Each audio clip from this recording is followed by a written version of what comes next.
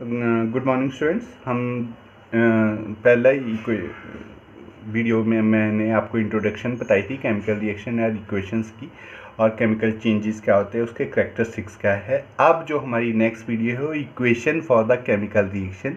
आप जो chemical reaction होती है उसकी इक्वेशन कैसे बनती है, उसको लिखते कैसे। सबसे पहली बात तो हमारे को ये आती है कि केमिकल इक्वेशंस क्या होती है, केमिकल इक्वेशन करती क्या है। जो केमिकल इक्वेशंस होती है आपके पास, ठीक है, जिसको हमने केमिकल इक्वेशन बोलते हैं, वो क्या करती है, लिंक करती है दो चीज़ों को, लिंक्स करती है बिटवीन किसमें, जो चीज़ें हम आपस में रिएक्ट की, ठीक है। जो रिएक्ट करते हैं चीज़ें, जैसे ए और बी ने रिएक्ट किया तो हमने उनका नाम लिख दिया reactant.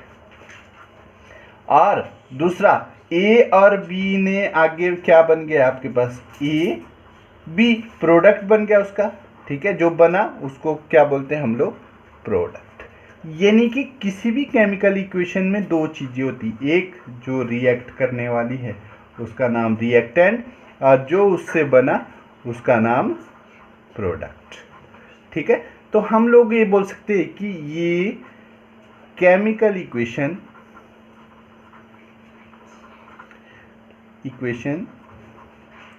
links together the substances which reacts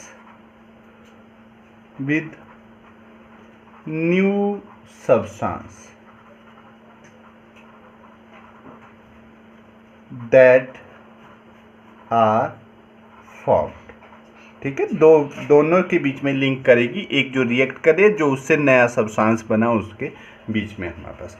अब हमने क्या करना है, कैसे हम लोग इसको लिखते हैं, तो राइटिंग करने के लिए उसको, ठीक है, राइटिंग वर्ड इक्वेशंस कैसे लिखते हैं, क्योंकि आपको पेपर में 10th में यही चीज़ें आती है कि आपको दिया जाता है कि एक वर्ड इक्वेशन दिए, बोला गया है, उसको वर्ड्स में बोला होगा, जैसे magnesium ribbon burns in oxygen to form the white powder of the magnesium oxide. इसको रिटर्न कर, ठीक है, क्या होगा, आपको क्या क्या बोला होगा कि एक मैग्नीशियम रिबन है, ठीक है, मैग्नीशियम रिबन बोला, वो क्या कर देता है, बर्न करता है, पर किस में, ऑक्सीजन की प्रेजेंस में। और बनाता क्या है ये हमारे पास, ये बनाता है मैग्नीशियम ऑक्साइड का पाउडर बनाता है, ठीक है। पाउडर बना दिया उसने मैग्नीशियम ऑक्साइड का, तो क्या हो गया हमारे पास, उसको आपने इक्वेशंस में लिखना है। तो मैग्नीशियम है हमारे पास, ठीक है। तो मैं यही बताऊँ, मैग्नीशियम को हम लोग किससे डिनोटेट करते हैं, सिंबल्स में लगाएंगे। मैग्नीशियम का सिंबल है Mg, और ऑक्सीजन का सिंबल है O2, ठीक है, ऑक्सीजन को O2 करके लिखते हैं। और जो मैग्नीशियम ऑक्साइड है उसका सिंबल है MgO। ये इक्वेशंस बनी हमारे पास, ठीक है।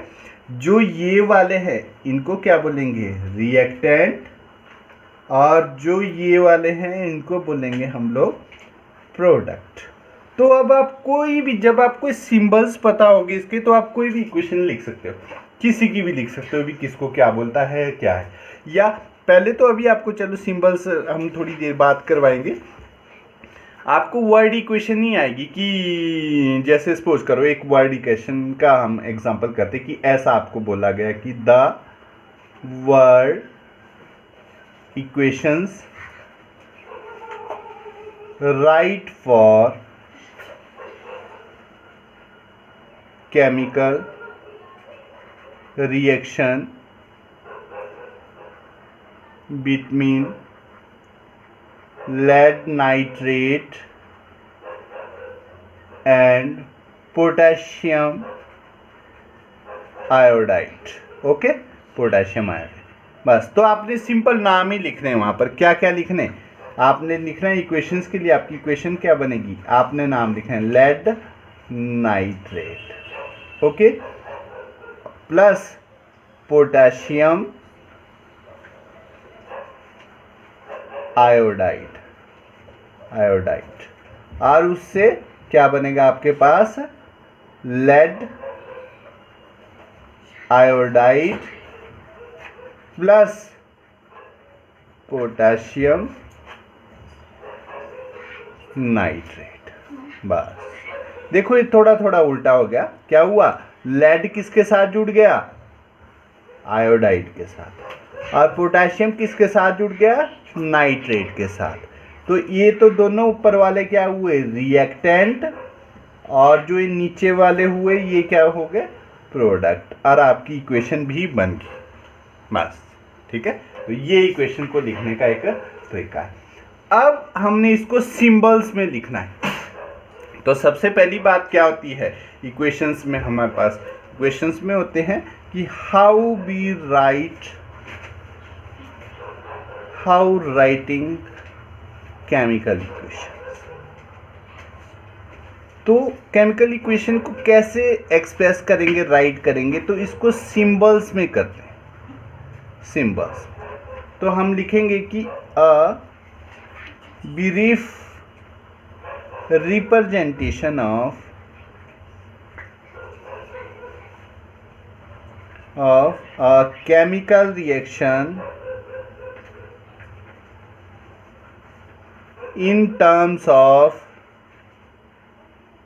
symbols and formulas। ठीक है, अब आप इतना बड़ा बार बार थोड़ी लिख सको कि lead nitrate plus potassium iodide is converted lead iodide और पोटाशियम नाइट्रेट। तो कितना टाइम लगेगा कि नहीं लगेगा, बहुत ज़्यादा टाइम कंजप्शन होगी, तब तो आप सो ही जाओगे इतना काम करते करते। ठीक है, बट क्या करना पड़ेगा, उसको सिंबल्स में लिखना पड़ेगा हमारे को। तो हमने सिंबल्स में लिखने के लिए ये वाला टेक्निक अपनानी जो हमने ये की, ये वाला। ठीक है, तो हम लोग सबसे पहले ये करते हैं, जहाँ पर हमने पहला एक रिएक्शन किया था जिंक वाला, तो उसको करते हैं। ठीक है, अगर आपको ऐसा आता है कि right chemical equation for zinc granules add in dilute sulphuric acid. Okay, अगर ऐसा दिया होगा कहीं पर, आपको ये बोला होगा कि जो जिंक जो ग्रैन्यूल्स है उसको उसको लिखना, तो आपने सबसे पहले लिखना जिंक ग्रैन्यूल्स प्लस डाइल्यूट को DILUT dilute sulphuric acid converted into, किस में कन्वर्ट हुए, zinc sulphate plus hydrogen gas. देखो कितना टाइम लग रहा है इसको करने के, लिखने के लिए।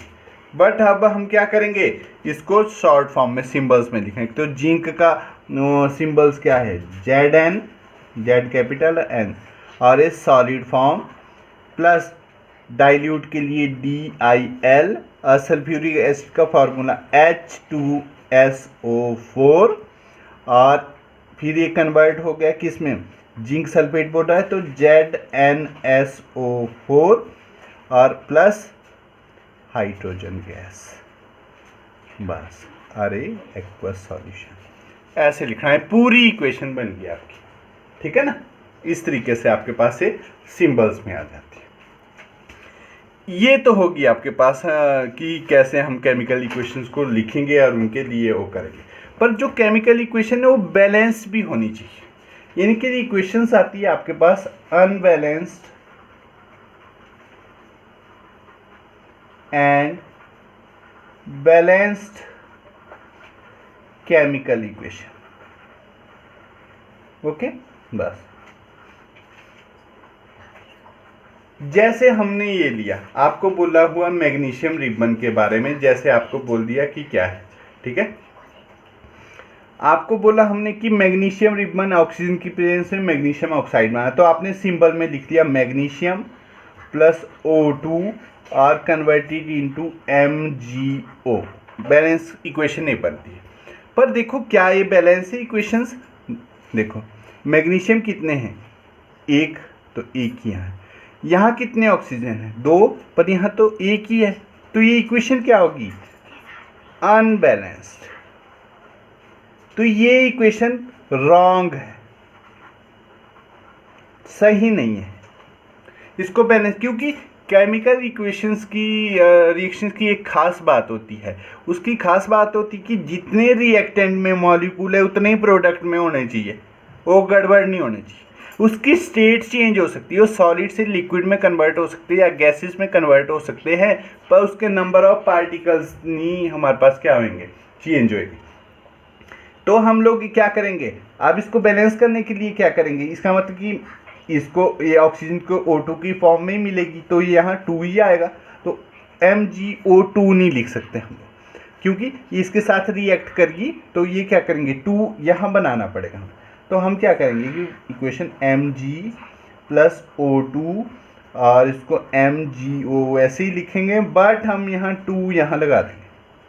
जब यहाँ 2 मैग्नीशियम 2 हो गया, 2 भी ऑक्सीजन भी 2 हो गया, तो इसके आगे भी यहाँ 2 लगेगा। तो ये क्या होगी? बैलेंस्ड इक्वेशन होगी। ओके, और ये के राइट वे। ओके, ठीक है ना? इस तरीके से होगा। ऐसे ही आप लोगों ने एक और सॉल्व करनी है, जैसे कि आपके पास वाटर है। वाटर का तो फॉर्मूला सबको पता होगा, H2O, ठीक है? तो उसको बनाने के लिए एक हाइड्रोजन लगी है और दूसरा क्या लगा है आपके पास? प्लस ऑक्सीजन, ठीक है? तो हमने हाइड्रोजन गैस लिखी, क्योंकि हाइड्रोजन H2 की फॉर्म में एग्जिस्ट करता है, और ऑक्सीजन भी O2 की फॉर्म में एग्जिस्ट करता है। ऑक्सीजन O नहीं लिखेंगे कभी नहीं आप लोग, गलत होगा। तो H2 और O2 पर वाटर का फॉर्मूला तो क्या है? H2O। तो ये इक्वेशन कोई सही है? नहीं है, ये क्या है? रॉन्ग, क्योंकि बैलेंस नहीं। तो इसको बैलेंस करने के लिए हमें क्या करना पड़ेगा? हाइड्रोजन 2 है और ऑक्सीजन 1 है, तो इसको बैलेंस करना, तो ऑक्सीजन तो O2 की फॉर्म में, तो 2 यहाँ करना पड़ेगा। तो हम क्या लिखेंगे? H2 plus O2 converted into H2O, और बट यहाँ क्या लगाएंगे? इसकी जगह 2 लगा देंगे। अब देखो, इसको आगे से पढ़ना है। हाइड्रोजन 2 है यहाँ पर 2 ये लगे, 2 और 2 4, और ऑक्सीजन 2 ही है, ठीक है? तो यहाँ ऑक्सीजन 2 है और हाइड्रोजन 2 है, तो 2 यहाँ और लगाना। हुई बैलेंस इक्वेशन कि नहीं? होगी ना? तो इस तरीके से आपने बैलेंस करनी इक्वेशंस। अब हम how to balance the chemical equations करेंगे इसके साथ, ठीक है? तो ये आता है हमारा जो नेक्स्ट टॉपिक है, ठीक है? Balancing of chemical equations. कैसे करेंगे बैलेंस हम केमिकल में? यानी कि एक टाइप का मेथड है हमारे पास, ठीक है, केमिकल इक्वेशंस का, जिसमें भी हम लोग क्या करेंगे कि जो नंबर ऑफ एटम्स है उनको बैलेंस करेंगे। तो आपने पहली लाइन में आपको ये पता होना चाहिए डेफिनेशन भी क्या है। The method of making the number of atoms of different elements on both side of equation, ठीक है? कोई भी इक्वेशन, जैसे इक्वेशन क्या है? A प्लस बी, इनको रिएक्टेंट बोलेंगे, ठीक है? और इन ए रिएक्ट हो गए तो A B बने तो उसको हम बोलेंगे प्रोडक्ट। तो इन सबको हमने बैलेंस करना है, ठीक है? तो सबसे पहले इसके रूल्स क्या होते हैं? रूल्स देख लो अपने पास, ठीक है? नोट भी कर लेने हैं आप लोगों ने अपने पास, ठीक है? रूल्स के मुताबिक क्या है हमारे पास कि कैसे बैलेंस, कौन कौन से स्टेप लिए जाते हैं? तो आता है the major steps in balancing a chemical equation. कौन सा है? सबसे पहला है आपके पास राइट द केमिकल इक्वेशन। सबसे पहले आपने केमिकल इक्वेशन को राइट करना है, किसमें? वर्ड फॉर्म में, वर्ड इक्वेशंस में लिखना है आप, ठीक है। और रिएक्टेंट होते हैं राइट लेफ्ट साइड को लिखने हैं, और बीच में क्या करना है? हम आपने एरो का सिंबल लगाना है, एरो। फिर प्रोडक्ट राइट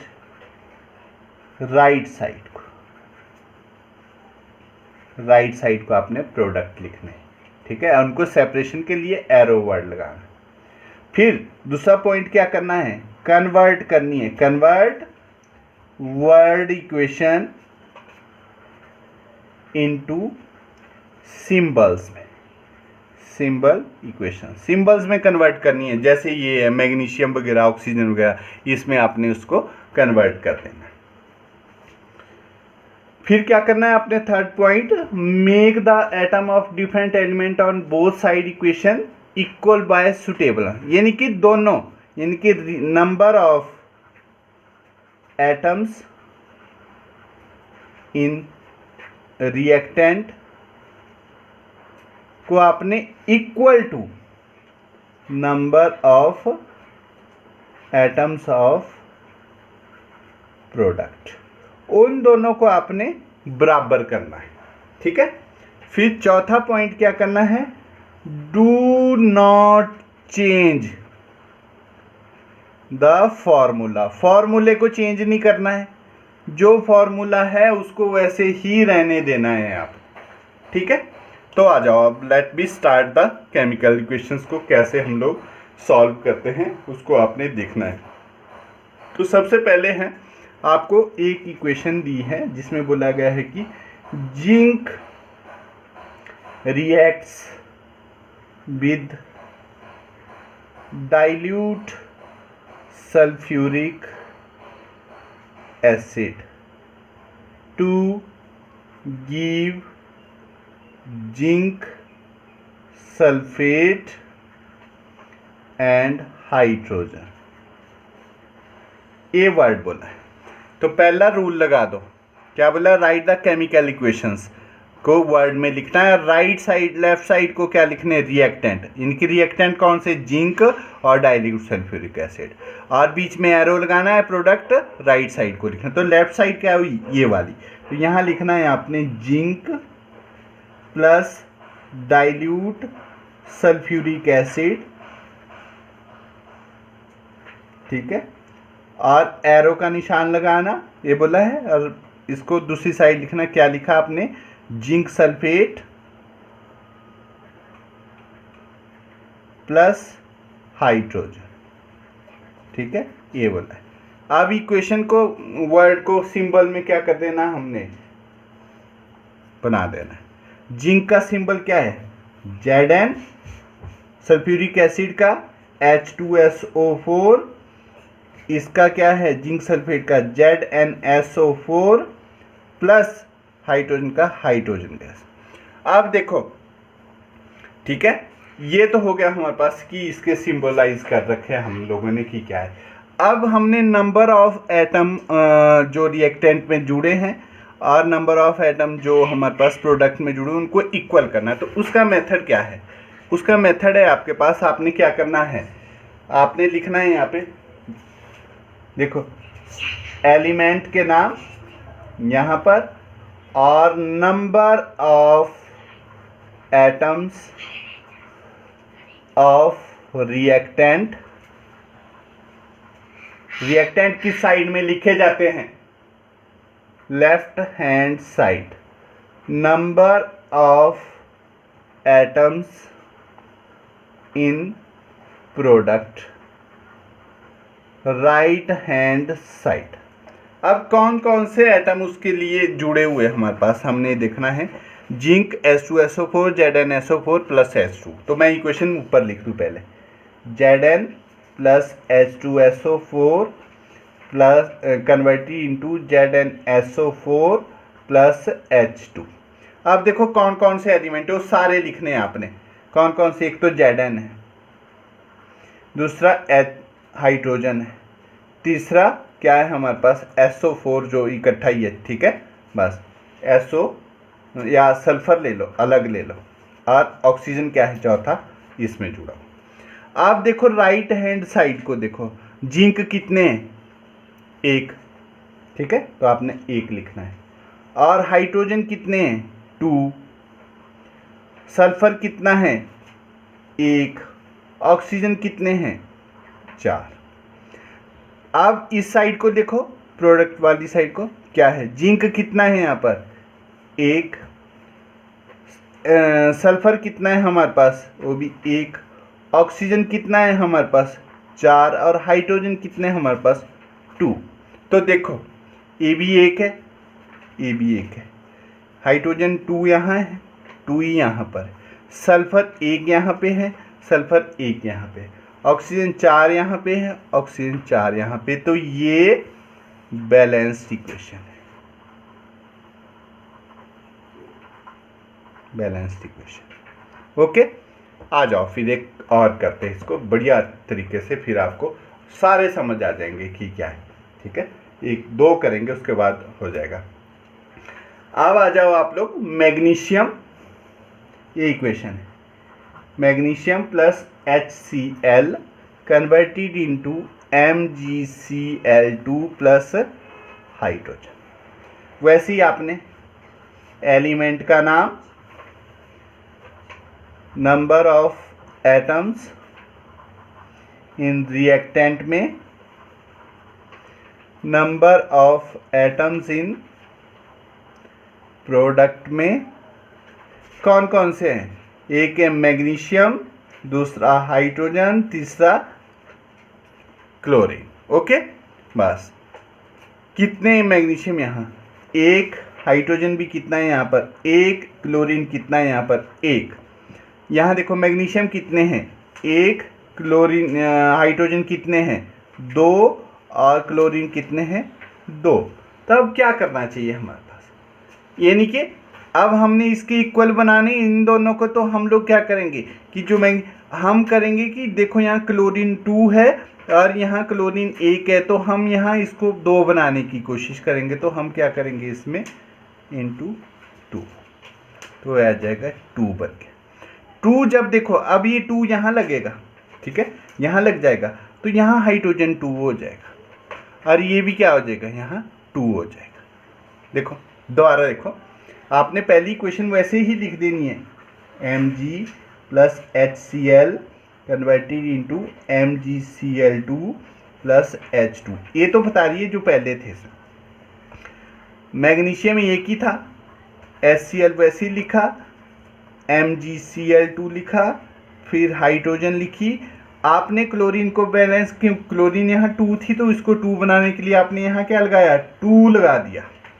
बस जब आपने 2 लगाया यहाँ पर, तो हाइड्रोजन क्या हो गए, 2, ऑटोमेटिकली ये भी 2 हो गए, और यहाँ देखो हाइड्रोजन क्या है, 2।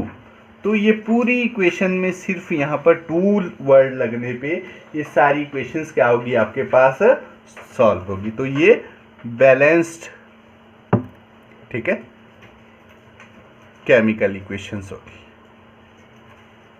ओके, एक और करेंगे और लास्ट है, ठीक है, उसके बाद। तो नेक्स्ट वन इज द, कौन सी है हमारे पास, आयरन को, iron Fe react with water form Fe2O3 plus hydrogen gas. ये है, इसको सिंबल्स करना है, हमने सिंबलाइज करना है और बैलेंस करना है। तो पहले क्या लिखेंगे, एलिमेंट प्लस यहाँ नंबर ऑफ एटम्स पर, किसके, रिएक्टेंट के, क्योंकि रिएक्टेंट हम लेफ्ट हैंड साइड को लिखते हैं, और फिर नंबर ऑफ एटम्स किसके लिखने हमने, प्रोडक्ट, और उसको हम राइट हैंड साइड को लिखते हैं। ठीक है, कौन कौन से एलिमेंट है भी, ठीक है, पहला है आयरन, दूसरा है हाइड्रोजन और तीसरा है ऑक्सीजन। लेफ्ट हैंड साइड को देखो कितना है, आयरन 1, हाइड्रोजन कितने हैं 2, ऑक्सीजन कितने हैं 1, हो गया। दूसरी साइड को लिखो, आयरन कितने हैं 2, ऑक्सीजन कितने हैं हमारे पास 3, और हाइड्रोजन कितने हैं हमारे पास 2। सिंपल सी बात, ठीक है। अब आयरन यहाँ 2 है, तो यानी कि इसको भी तो 2 बनाना पड़ेगा। तो सिंपल सी बात क्या करेंगे हम लोग, उसको 2 लगा देंगे उसमें, बस 2। जब ये तो हो गया बैलेंस, इसको तो आप सीधा ही